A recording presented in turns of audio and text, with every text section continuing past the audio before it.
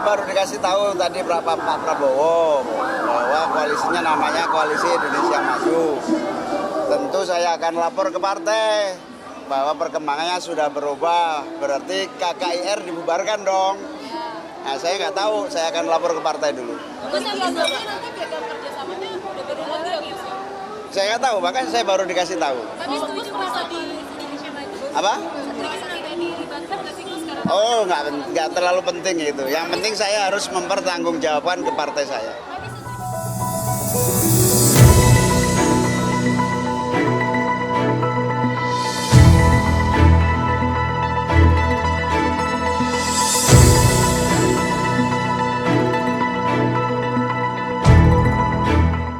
Perubahan nama Koalisi Kebangkitan Indonesia Raya atau KIR menjadi Koalisi Indonesia Maju atau KIM seakan-akan benar-benar membuat eksistensi Muhaimin Iskandar, Ketua DPP PKB, sudah hilang di koalisi besutan Prabowo Subianto. Bagaimana tidak? Muhaimin Iskandar sama sekali tidak dilibatkan dalam proses perubahan nama koalisi itu.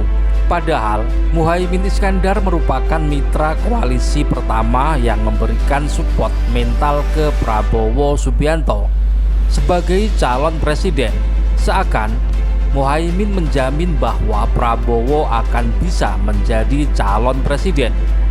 Dengan kehadiran PKB sebagai mitra koalisi, mengingat Prabowo bersama Gerindra tidak akan bisa mengusung calon presiden sendiri karena tidak memenuhi syarat pencalonan.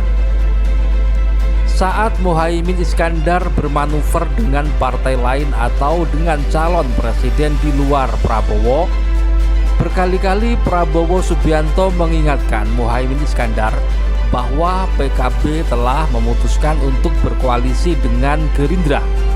Namun sebaliknya, begitu Partai Golkar dan PAN memutuskan untuk bergabung dengan Gerindra pada Pilpres 2024 mendatang, Gerindra atau Prabowo Subianto terkesan sudah tidak memperdulikan lagi. Seakan-akan Muhaimin Iskandar atau PKB sudah tidak ada lagi di koalisi itu. Bersama tim kita, tadi kita berembuk, para ketua umum tadi berembuk walaupun sebentar, ya Pak Zul, Pak Erlangga, Gus sama Profesor, kita sepakat koalisi kita beri nama Koalisi Indonesia Maju. Sebenarnya indikasi bahwa Prabowo Subianto kurang sreg dengan Muhaimin Iskandar atau PKB sudah terlihat sejak lama. Indikasi itu antara lain bisa dilihat dari beberapa hal. Pertama, Prabowo Subianto tidak segera mendeklarasikan pasangan cawapresnya meskipun kesepakatan koalisi dengan PKB sudah ditandatangani. Kedua, berkali-kali Muhaimin Iskandar menyindir Prabowo terkait lamanya penentuan capres dan cawapres. Namun, Prabowo terkesan tidak peduli dan Muhaimin dibiarkan begitu saja.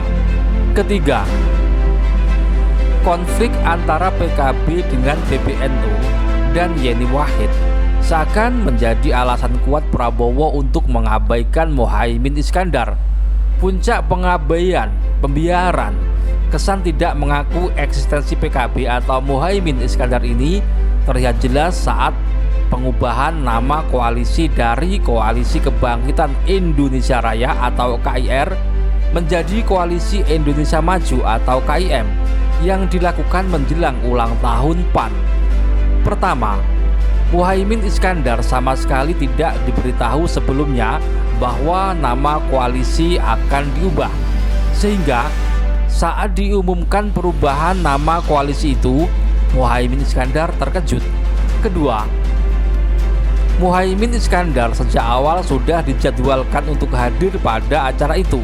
Meskipun Muhaimin Iskandar datang terlambat, tetapi Gerindra, Golkar, dan PAN tidak mau menunggu kedatangan Muhaimin.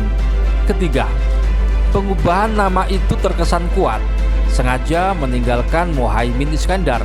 karena tidak dijadwalkan dalam khusus atau dalam pertemuan khusus antara partai-partai yang berkoalisi, yaitu Gerindra, PKB, Golkar, dan PAN.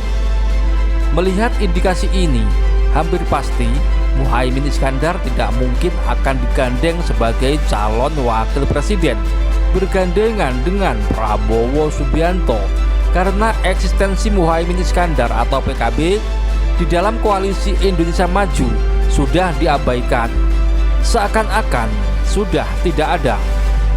Bagaimana pendapat Anda?